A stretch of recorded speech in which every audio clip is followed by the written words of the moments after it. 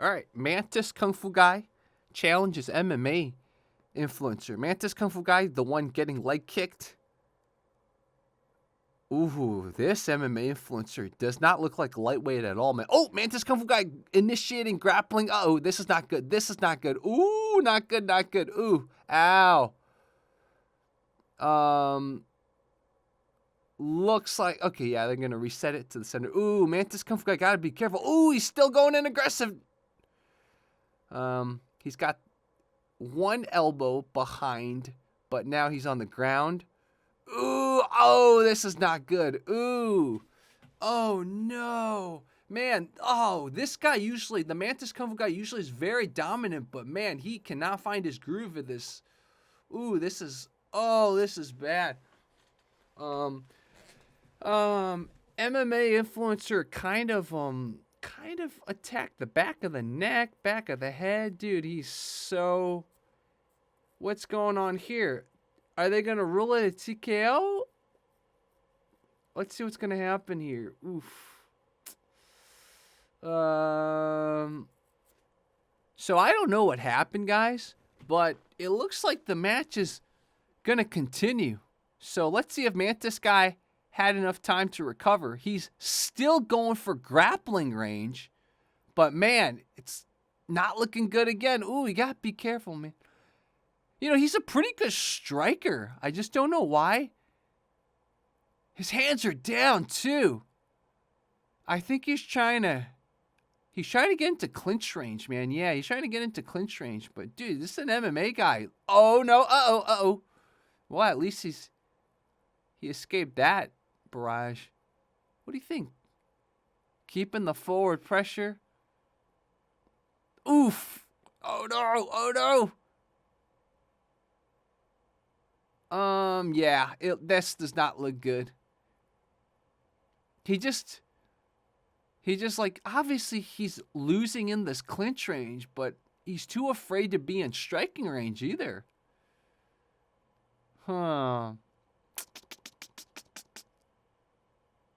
I believe this MMA guy's bigger too, because all the other people he's fought have been small. Yeah, this MMA guy's way bigger.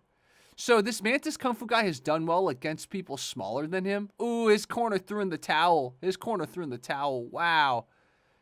Wow, yeah, I think that's it. His corner threw in the towel. There's definitely not going to be any more fighting after this. Ooh, yeah, he's done. His corner threw in the towel. So the MMA guy's name is Zhang Ye, and he currently is an influencer. But I found at least one record of him fighting at least once in ONE FC. So he might have at least been formerly a pretty decent amateur, if not a pro. It's a little unfair calling him an MMA influencer because that implies he's a certain level, right? But this MMA guy, Zhang Ye, fights at a much higher level than what you would think an MMA influencer would fight. So giving credit to Dong Jiaotou, the Mantis Kung Fu guy, and why he looks so bad, because he's fighting a guy that's not an influencer, that has at least fought once in ONE FC. I just want to make that clear. We will have much more when Dong Jiaotou fights again. Make sure to stay tuned and press subscribe and press the like if you haven't yet. Guys, I'm really happy you guys liked my first story time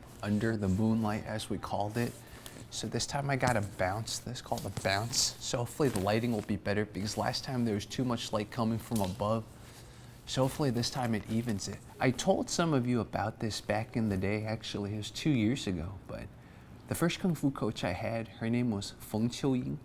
We called her Feng Lao Shi. Like, she never had an ego, so never had us call her Shifu or Master or anything like that. Just Feng Lao Shi, Teacher Feng. By the time she became my coach, she was already a CPA. Like, she had a day job.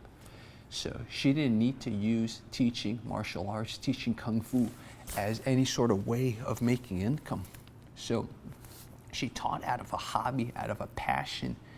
And that's why she was such a good teacher. One of my biggest memories was the first day of class. I think this was the first time she ever ran a Kung Fu program at the Chinese school. Most of us Chinese kids in Chicago, we went to a Sunday school for our Chinese culture. During the orientation, she had massive collections of Kung Fu books. All these books I've never seen ever again.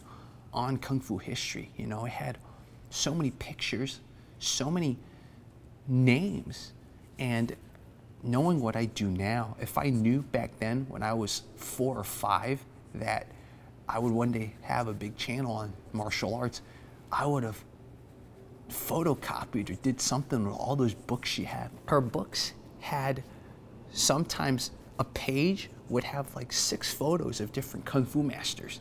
And I remember one of my classmates, since we didn't know what we were looking at, since we hadn't started training yet, we were telling stories, made up kid stories about some of these pictures. There was one guy who was throwing a kick, and I remember my friend, I think his name was Ross.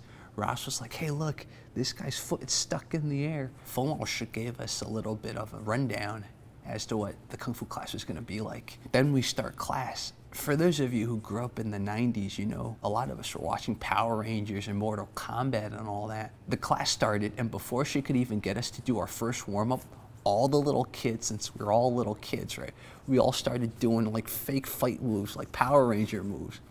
And so for like the first 10 minutes of class, all of us were just fake fighting because that's what we thought Kung Fu was. And at first, Feng Lao Shi tried to tell us to calm down, but eventually she just kind of, I don't think she gave up. I think she was smarter than that. She kind of was like, these little kids, boys, they're all really energetic. Let's let them just make themselves tired. So after 5 or 10 minutes of us just like doing these fake Kung Fu poses that we probably saw in movies and in the Power Rangers, we calmed down. And then she started class. It was kind of a brilliant way to get us to calm down, right? She didn't yell at us.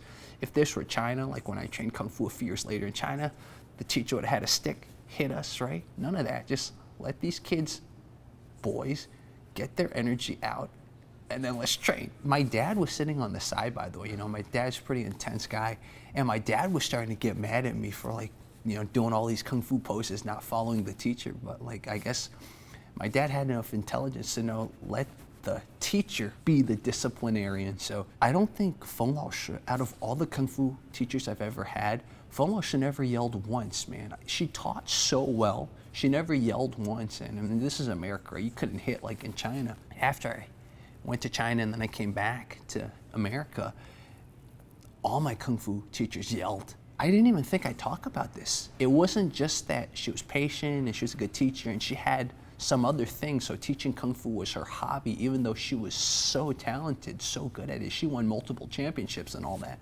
The thing is, she never yelled.